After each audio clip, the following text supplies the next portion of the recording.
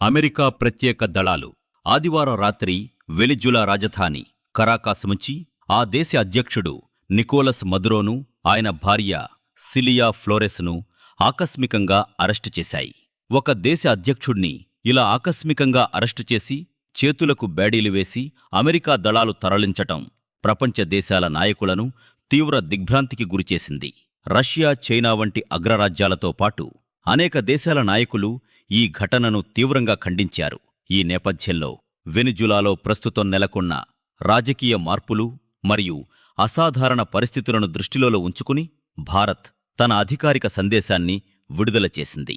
వెనిజులాలో జరుగుతున్న ఈ పరిణామాలు తీవ్ర ఆందోళన కలిగించే విషయమని, అక్కడ మారుతున్న పరిస్థితులను భారత్ నిశితంగా గమనిస్తోందని తెలిపింది.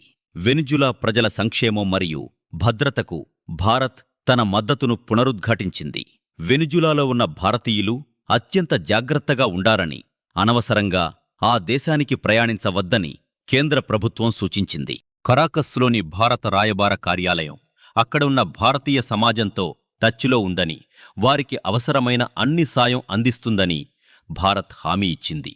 ప్రాంతీయ శాంతి, స్థిరత్వాన్ని కాపాడాలని, సంబంధిత పక్షాలన్నీ చర్చల ద్వారా సమస్యలను శాంతియుతంగా పరిష్కరించుకోవాలని విదేశీ వ్యవహారాల మంత్రిత్వశాఖ కోరింది.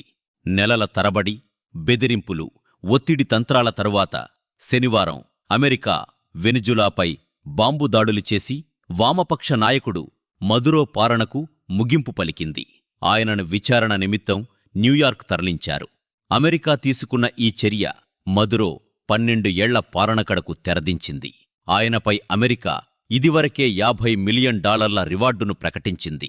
కరీబియన్ సముద్రంలోని ఒక అమెరికా నౌకాదళ నౌకలో వెనిజులా నాయకుడు చేతులకు బేడీలతో, కళ్లకు గంతలతో ఉన్న ఫోటోను ట్రంప్ తన సోషల్ మీడియాలో పోస్ట్ చేశారు. ఇప్పటికే వెనిజులా నాయకుడు మరియు ఆయన భార్య సిలియా ఫ్లోరెస్పై అమెరికా డ్రగ్స్ మరియు ఆయుధాల అక్రమ రవాణా ఆరోపణలు మోపింది. ఆ కేసులను ఎదుర్కోవడానికి ఇద్దరినీ విమానంలో న్యూయార్క్ తీసుకెళ్లారు. మదురోను అరెస్టు చేసిన ఈ ఆపరేషన్ను తన ఎస్టేట్ నుంచి ఒక టెలివిజన్ ప్రోగ్రాం చూసినట్టు చూశానని ట్రంప్ పేర్కొన్నారు. దీంతో వెనిజులాలో తదుపరి ఏం జరుగుతుందో అన్న ఉత్కంఠ నెలకొంది. ఈ క్రమంలో భారత్ ఆ దేశ ప్రజల పట్ల తన ఆందోళనను వ్యక్తం చేస్తూనే వారి సంక్షేమానికి మద్దతు తెలపడం గమనార్హం.